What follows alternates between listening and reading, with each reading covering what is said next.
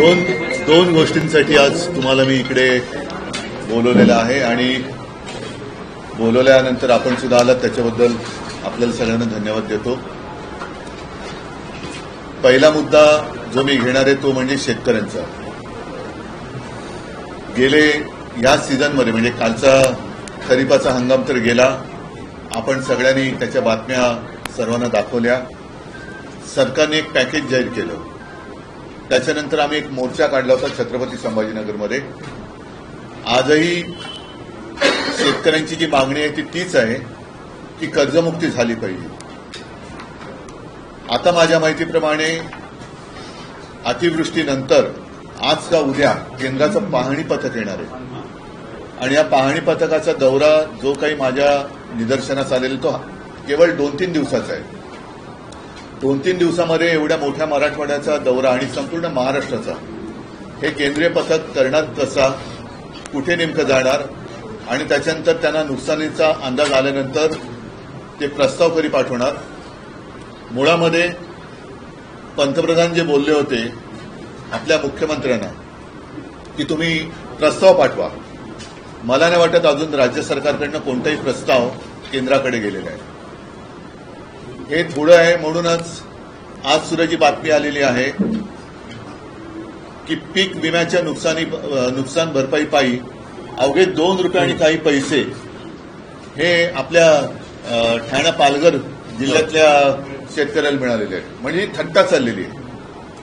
कर्जमुक्तीसाठी शेतकरी जेव्हा रस्त्यावरती आता उतरला होता त्याला पुढच्या जूनचा वायदा मुख्यमंत्र्यांनी केलेला आहे आणि त्यावेळेला मी काही प्रश्न उपस्थित केले होते की पुढच्या वर्षी जूनमध्ये जर कर्ज माफ होणार असेल तर तोपर्यंत आतापर्यंत डोक्यावरती असलेल्या कर्जाचा जो डोंगर आहे त्याचे हप्ते शेतकऱ्यांनी भरायचे की नाही भरायचे.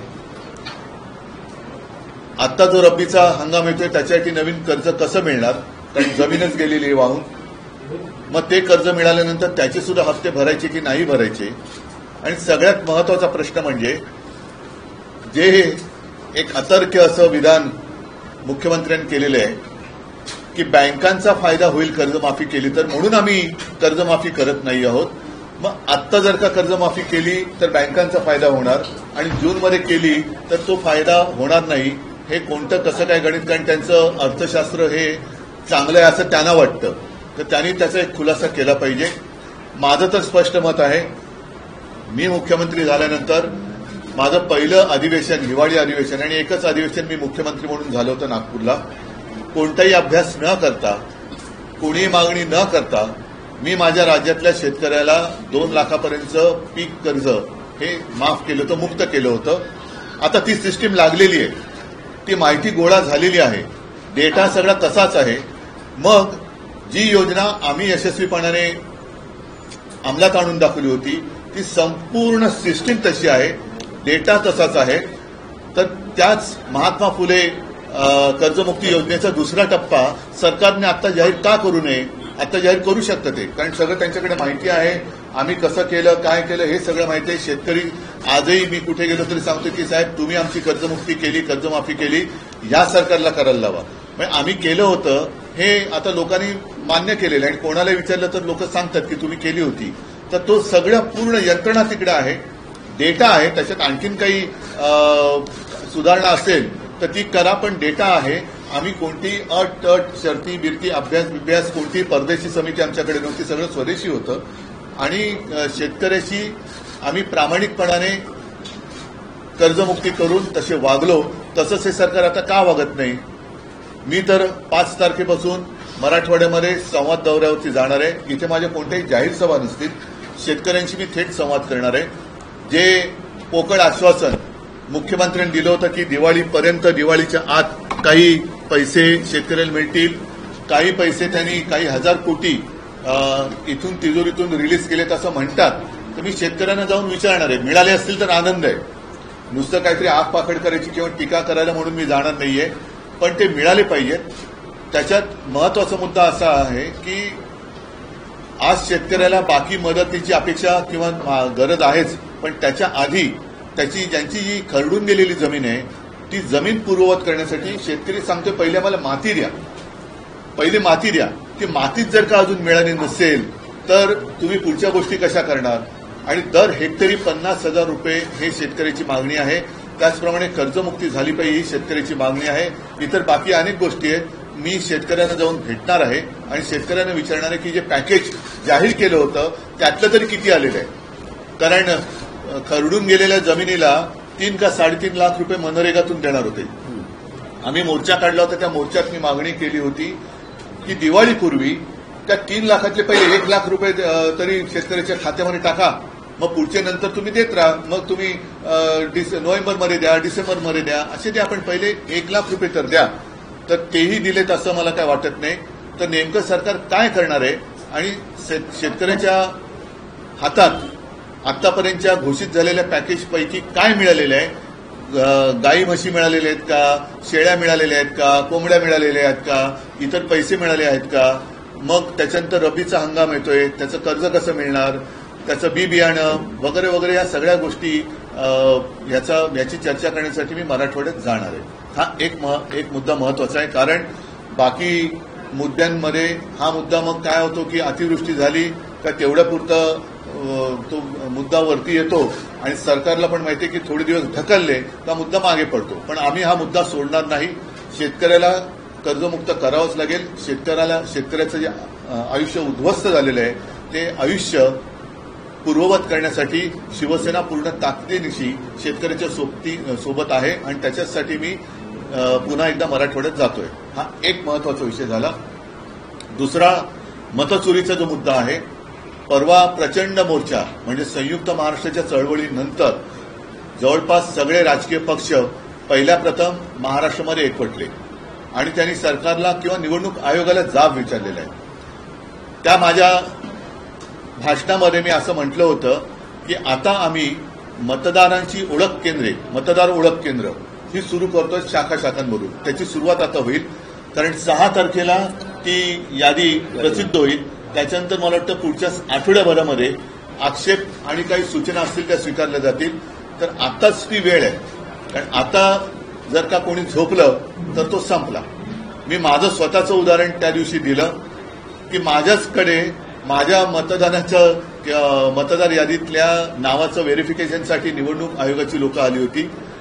म्हणजेच काय की हे सक्षम नावाचं जे काय ॲप आहे ते ॲप आणि निवडणूक आयोगाचं सर्व्हर हा निवडणूक आयोगाकडनं हाताळला जात नाहीयेत अशी आम्हाला आता शंका येते आहे. अजून आम्ही आरोप करत नाही आहोत, शंका येते आहे. आणि केवळ माझं नाव आहे त्याच्यात म्हणून निवडणूक आयोगाची लोक ही चौकशी करायला आली. सर्वसामान्यांच्या बाबतीमध्ये असं जर का झालं असेल किंवा होत असेल तर त्यांनी दाद कधी मागायची, कोणाकडे मागायची आणि नाव वगळलं गेलं तर निवडणुकीच्या दिवशी त्यांना मतदानच करता येणार नाही.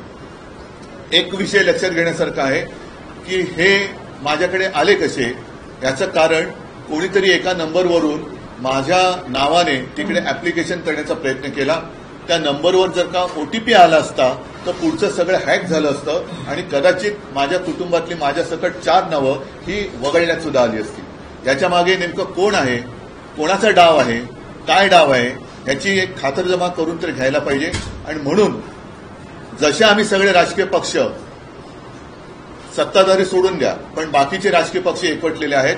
आम्ही आमच्या शाखांमधनं मतदारांच्या सोयीसाठी ही केंद्र उघडतो आहोत. या केंद्रामध्ये मी नागरिकांना विनंती करतोय की आपल्याला मतदान करता येणार आहे की नाही, आपलं नाव या यादीत आहे की नाही हे आपण आमच्या शाखेत येऊन तपासा. आणि जर का त्याच्यामध्ये काही तुम्हाला वाटलं गोंधळ आहे तर तो वेळेत आपल्याला सुधारता येईल. हा एक भाग. दुसरा भाग असा आहे की मी मतदारांना आणखीन एक विनंती करेन. ही निवडणूक आयोगाची भुताटकी आहे. एकेका घरामध्ये 40-40, 50-50 नावं ही नोंदली गेलेली आहेत. तर मी मतदारांना आवाहन म्हणजे विनंती करतोय की आपल्याला न दिसणारी, आपल्या परवानगीशिवाय न राहणारी, आपल्या परवानगीशिवाय राहणारी आपल्या घरामध्ये कोणी माणसं आहेत का, ही निवडणूक आयोगांची भूतं उभी केलेली आहेत की आपल्या घरात राहत तर नाहीत ना याची सुद्धा खात्री करायला पाहिजे. म्हणून जिथे जिथे आमची केंद्र उघडली जातील तिथे आसपासच्या वस्तीतील सर्व जात-पात धर्माच्या मतदारांनी तिथे येऊन ही मतदार यादीची तपासणी करावी. आपलं नाव तिकडे आहे की नाही हे तपासावं. तिकडनं कुठे वगळलं गेले का, आणखीन कुठे बरं आपलं वयामध्ये काय फरक झालाय का, आपला धर्म बदललाय का, लिंग बदल झालाय का, हे सगळं आपण येऊन तपासावं, हे मी मतदारांना एक आवाहन करतोय. त्याचबरोबरीने आम्ही जी एक मागणी केलेली आहे की 1 जुलै ही कट ऑफ डेट ठेवलेली आहे. 1 जुलैनंतर 18 वर्षाची जी मुलं आणि मुली झालेली आहेत त्यांचा मतदानाचा अधिकार या निवडणुकीला वापरता येणार नाहीये. तुम्ही जगभर बघता आहात की याच वयातली मुलं ही रस्त्यावरती येतात आणि क्रांती करतात, ज्यांना आपण जेनझी म्हणतो. तर हे सरकार जेनझीना का घाबरतंय? जर लोकसभा ते विधानसभा या 6 किंवा 5 महिन्याच्या कालावधीमध्ये परकला प्रभाकर म्हणजे आपल्या निर्मला सीतारामन यांचे यजमान त्यांनी सांगितलेलं आहे की जवळपास 45 लाख मतदार महाराष्ट्राच्या यादीमध्ये घुसवले गेले. जर त्या 4 महिन्यामध्ये 45 लाख मतदार हे कोणी घुसवले, कुठे गेले, काय करतायत हा एक प्रश्न आहे. पण घुसवले गेले असतील तर 1 जुलैनंतर अधिकृतपणे ज्यांना मतदानाचा अधिकार मिळाला पाहिजे ती महाराष्ट्राची तरुण मुलं मुली मतदान का करू शकणार नाही? म्हणून मी त्याही सगळ्या मुलांना आणि मुलींना एक विनंती करतोय की तुम्ही देखील आमच्या शाखेत या आणि तुमचं नाव तिकडे नोंदवा. आपल्याला कळेल की किती लाख मुलांना आणि मुलींना मतदानापासून आपण वंचित ठेवतो आहोत. अशा काही या गोष्टी आहेत. आणखीनही आपण काही प्रश्न विचारले तर मला त्याच्याबद्दल बोलता येईल. पण मुळात एक मी तुम्हाला सांगितलं की शेतकऱ्यांचा विषय आम्ही सोडत नाही आहोत. आणि दुसरी गोष्ट मतचोरीचा विषय तर आम्ही सोडणार नाही. आम्ही परत एकदा सांगतो की निवडणूक आयुक्त जे आहेत त्यांना सुद्धा एक पत्र दिलेलं आहे की एवढा सगळा गडबड घोटाळा हा बाहेर आल्यानंतर आपण राज्य निवडणूक आयोगाला सुधारित यादी मतदाराची होत नाही तोपर्यंत स्थानिक स्वराज्य संस्थांच्या निवडणुका घेऊ नयेत अशी आमची मागणी आहे. आम्ही निवडणुका घेऊ नका असं म्हणत नाही, पण निवडणुका घेताना सदोष मतदार यादीवरती ही निवडणूक होता कामा नये. ही निवडणूक आयोगाची करप्ट प्रॅक्टिस आहे. जसं आम्हाला ते सांगतात करप्ट प्रॅक्टिस, तसं निवडणूक आयोगाची करप्ट प्रॅक्टिस आहे. आणि ते कोणाची नोकरी करतायत हे आता हळूहळू उघड होत चाललेलं आहे. आपण कर्जमाफीचा मुद्दा हा निवडणुकांमध्ये येऊ नये म्हणूनच राजकीय आंदोलन हे केलं गेलं का? आणि त्यानंतर मला त्याच्याबद्दल काही बोलायचं नाहीये. मला शेतकऱ्यांचा विषय आहे. त्याच्यामध्ये आणखीन कोणी शेतकऱ्यांच्या मदतीसाठी उतरत असेल तर जरूर उतरावं, पण शेतकऱ्यांना कर्जमुक्त करावं. पंचनामे करणारेच अधिकारी जे आहेत ते शेतकऱ्यांकडून पैसे मागताना व्हायरल होताना पाहायला मिळतात. पंचनामे करणारेच अधिकारी शेतकऱ्यांना मी आता म्हणूनच जातो आहे, कारण शेतकऱ्यांना काय होतं की तेवढं पुरतं सगळीकडे शेतकरी होतं आणि मग त्यांना वाऱ्यावर सोडलं जातं. मी त्यातला नाहीये. मी आपत्ती आल्यानंतर सुद्धा दुसऱ्या तिसऱ्या दिवशी गेलो होतो. त्याच्यानंतर मोर्चाला सुद्धा गेलो. आता परत 4 दिवस मी मराठवाड्यात जातो आहे. त्याच्यानंतर कदाचित विदर्भामध्ये पण जाईन, इतरत्र सुद्धा मी जाईन आणि शेतकऱ्यांशी थेट संवाद साधेन. जाहीर सभा मी घेणार नाही, पण जसं आता मी आपल्याशी बोलतो तसं शेतकऱ्यांशी जाऊन मी बोलणार. एक मिनिट, एक पहिला शेतकरी विषय पूर्ण करा. पत्रकार परिषदेआधी नाही, एकच सेकंद ऐका, एकच मिनिट. आधी शेतकरी विषय पूर्ण करा. तो झाला असेल तर मी पुढे जातो. हो, म्हणूनच एकच मिनिट. अधिकारी जे पैसे मागतात म्हणून मी तिकडे जाऊन शेतकऱ्यांशी बोलणार आणि कोण असे अधिकारी आहेत त्यांचा सुद्धा काय समाचार घ्यायचा तो आम्ही घेऊ. उद्धवजी, शेतकरी कर्जमाफीच्या बाबतीनंतर लगेच दुसऱ्या दिवशी राज्याचे उपमुख्यमंत्री जाहीर सभेत असं म्हणतात की नियमित कर्ज भरा असं शेतकऱ्यांना सांगतायत. कर्जमाफी मागणं ही सवय चांगली नाही. हे मला खरंच आता नेमका शब्द सुचत नाही, कारण यांना संवेदना आता कधीच मेलेले आहेत. निर्डावले पण सुद्धा कमी पडते. यांना दगड सुद्धा म्हणजे दगडाला सुद्धा पाझर फुटू शकतो, पण यांना फुटत नाहीये. हे महाराष्ट्राचं दुर्दैव आहे. एक तर या लोकांना खरं उपमुख्यमंत्री म्हणता कामा नये, कारण संविधानात तशी तरतूद नाहीये. म्हणून राज्याचे अर्थमंत्री जे बोलले त्यांनीच सांगितले की निवडणुकीच्या आधी आम्हाला हे बोलावं लागतं. मग आता लोकांनी त्यांना जाब विचारला पाहिजे की बाबा तुम्ही जे बोलला होतात म्हणून ठीक आहे, आपण मतचोरी या विषयावरती येतोय, पण जर का असं धरून चाललो की त्यांना लोकांनी खरंच मतं दिली असतील तर आता त्या मतांना तुम्ही जागा ना. आता तर कर्जमुक्त करायलाच पाहिजे. बरं, 30 जून हा कोणता मुहूर्त आहे? कोणतं पंचांग पाहिलं आमच्या मुख्यमंत्र्यांनी?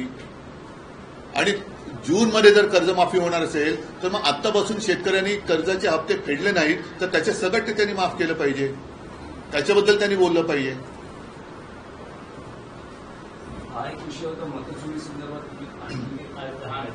आशिष शेलार यांची आता तुमच्या पत्रकार परिषदेआधी पत्रकार परिषद झाली, त्यात त्यांनी थेट तुमच्यावर आणि राज ठाकरेंवर आरोप केलेले आहेत की मतचोरी संदर्भात मांडत असलेली भूमिका ठाकरे बंधूंची दुटप्पी आहे, ती फक्त हिंदू आणि दलित त्यांना क्रिकेटचं असल्यामुळे टप्पे कळत असतील बहुतेक, पण त्याने फुलटॉस दिलाय. तुम्ही बोला. येस, त्यांचं असं म्हणणं आहे की फक्त हिंदू आणि दलित दुबार मतदार दाखवले जात आहेत, मुस्लिम मतदार जे दुबार आहेत तिबार आहेत त्याबद्दल ठाकरे बंधू का बोलत नाही.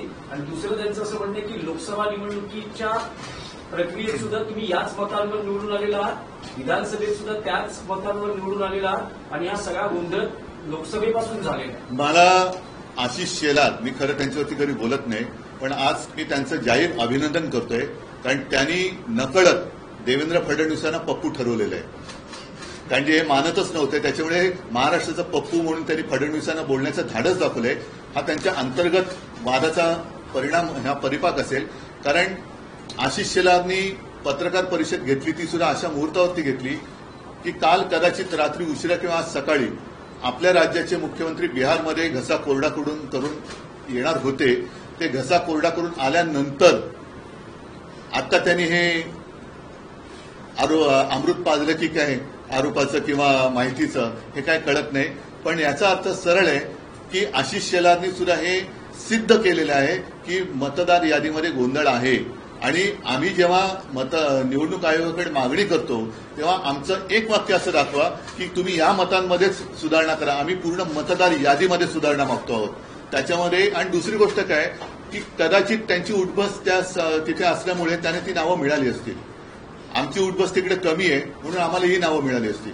त्याच्यामुळे आम्ही जी मागणी केलेली आहे ती संपूर्ण मतदार यादी सदोष आहे आणि ती सुधारणा होत नाही तोपर्यंत निवडणुका घेऊ नका, ही आमची मागणी आहे. पण आशिष शेलार यांचं धाडस हे कौतुकास्पद आहे. नाहीतर साधारणतः आपल्या नेत्याच्या विरोधात बोलण्याचं धाडस हे आता भाजपवाल्यांच्या अंगात राहिलेलं नाही. हा आरोप थेट त्यांनी मोदी शहांसकट सगळ्यांवरती केलेले, कारण लोकसभेपासूनचा त्यांनी घोटाळा काढलाय.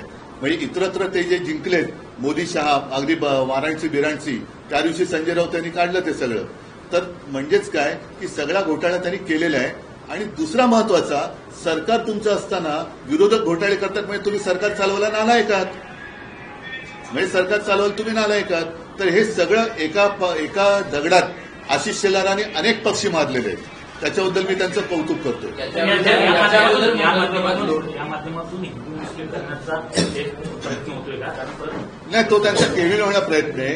जेव्हा आम्ही अख्ख्या यादीमध्ये सुधारणा करा मागतोय त्याच्यामध्ये हिंदू, मुस्लिम, शीख, इसाई सगळे आलेले आहेत. आणि आम्ही त्या दिवशी जी काय उदाहरणं दिली त्याच्यामध्ये एक तर उदाहरण आहे की वडील हिंदू, मुलगा मुस्लिम वगैरे ते आहे ना, हे सगळे आहे. म्हणजे इथलंच आहे, वडिलांचं नाव गोविंद शंकर माने, मुलाचं नाव दिलशाद नौशाद खान, हे आम्ही दिलेलं आहे ना. आता ह्याच्यामध्ये दोन्ही आले, हिंदू पण आले आणि मुसलमान पण आले. पण परत आशिष शेलार यांचं मी कौतुक करतो की काहीतरी नक्की बिनसलेलं आहे आणि त्यांनी देवेंद्र फडणवीसांना पप्पू ठरवून दाखवलेले आहे, ते प्रमाण दाखवलेलं आहे. म्हणजे आमच्या आरोपांना जर का किंमत नसेल तर किमान आशिष शेलारनी जी माहिती दिली त्याला तरी जागा. मी परत त्यांचं कौतुक करतो. देवेंद्र फडणवीस सारखं म्हणतात की 2012लाच आपण मतदार याद्यांचं पुनर्निरीक्षण करा, पुनर्रचना करा, ही आपली न्यायालयात याचिका आहे. आणि तेव्हापासून आपण वारंवार मागणी करतो. आशिष शेलारांनी ते आज म्हटलेलं आहे, होत का नाहीये, आम्ही सतत मागणी करतो. असं कुठे माझ्या तरी ऐकण्यात आलेलं नाहीये. त्यांचा जसा आम्ही मोर्चा काढला तसा त्यांचा कुठलाही मोर्चा मी बघितलेला नाहीये. ते कधी निवडणूक आयुक्तांना जाऊन भेटलेत असंही आम्ही बघितलेलं नाहीये. ज्याप्रमाणे आम्ही चोकलिंगम साहेबांना भेटलो, वाघमारे साहेबांना भेटलो तसे ते कुठे भेटलेले नाहीयेत. आमची लोक आता ज्ञानेश कुमारना जाऊन भेटतायत तसे ते कुठे भेटलेले नाहीयेत. आम्ही आता याच्याबद्दल मी काल परवा म्हटलेले की आम्ही कोर्टाचे दरवाजे सुद्धा एक ठोठावण्याचा केविलवाणा प्रयत्न करणार आहोत. न्याय मिळाला तर मिळाला. मुख्यमंत्र्यांचं आणखीन एक म्हणणं आहे, त्यांचं म्हणणं आहे की वोटर लिस्ट जी आहे ही अशुद्ध असता कामा नये, याच्याशी आम्ही सहमत आहोत, परंतु त्याच्यामुळे भाजप जिंकली हे तुम्ही सिद्ध करा, हे तुम्हाला आव्हान देतो. जर नसेल ना तर मग तुम्ही आमच्याबरोबर या ना निवडणूक आयोगाकडे.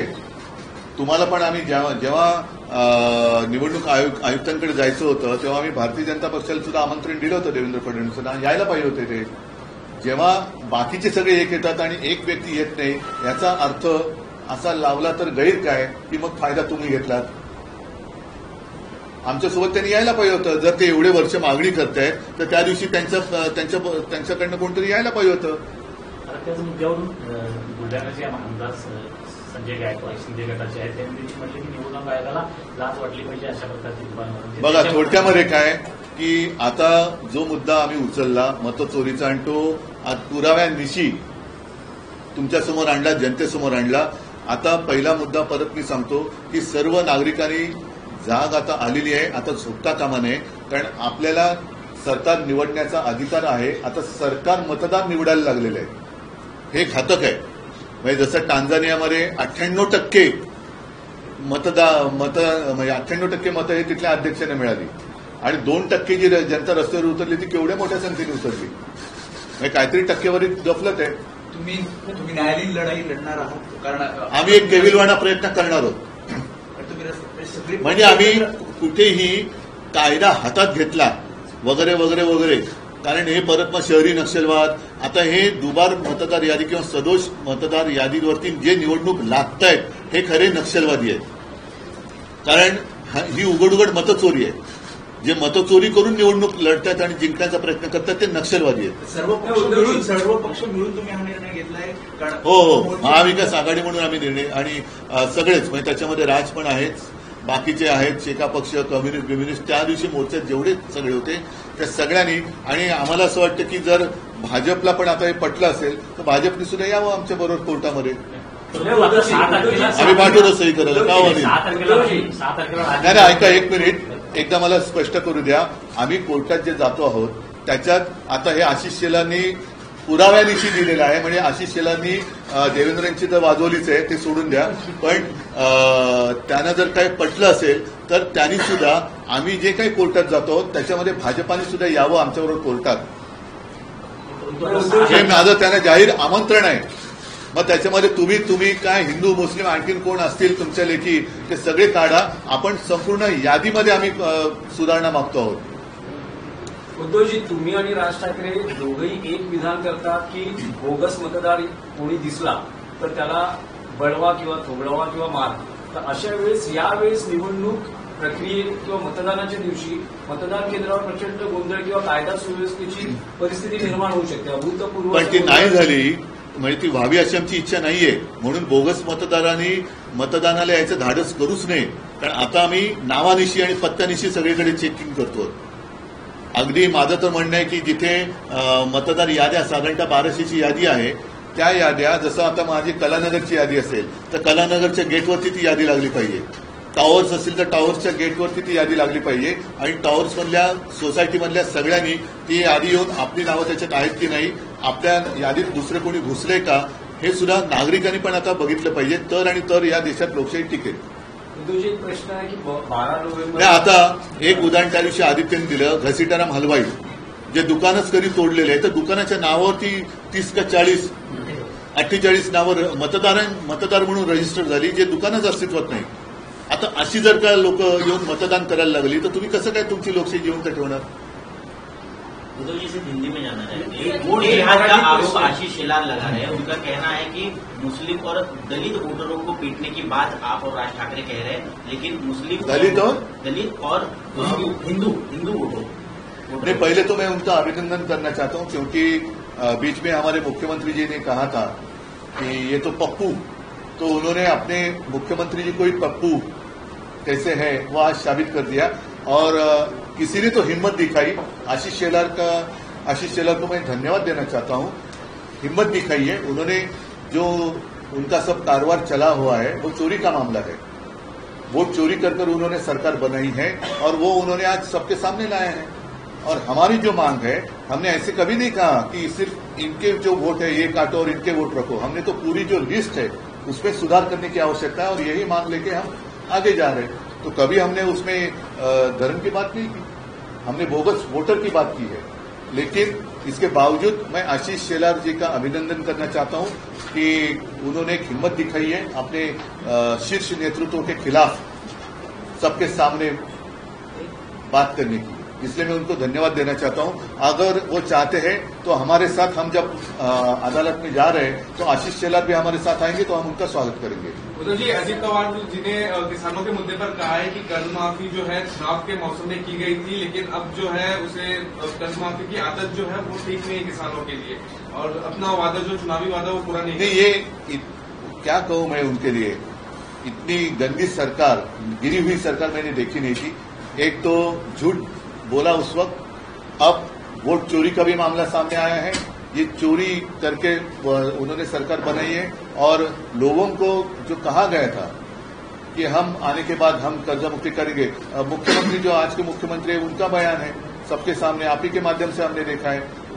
तो उन्होंने कर्जा, जो काश्तकार है उनकी कर्जा मुक्ति वो तो होनी ही चाहिए, और इसलिए मैं स्वयं जा रहा हूं आने वाले 5 तारीख से लेकर 8 तारीख तक कि जो भी पैकेज सरकार ने डिक्लेयर किया था उनमें से कितना लाभ प्रत्यक्ष रूप में हमारे जो काश्तकार है उनको हुआ है।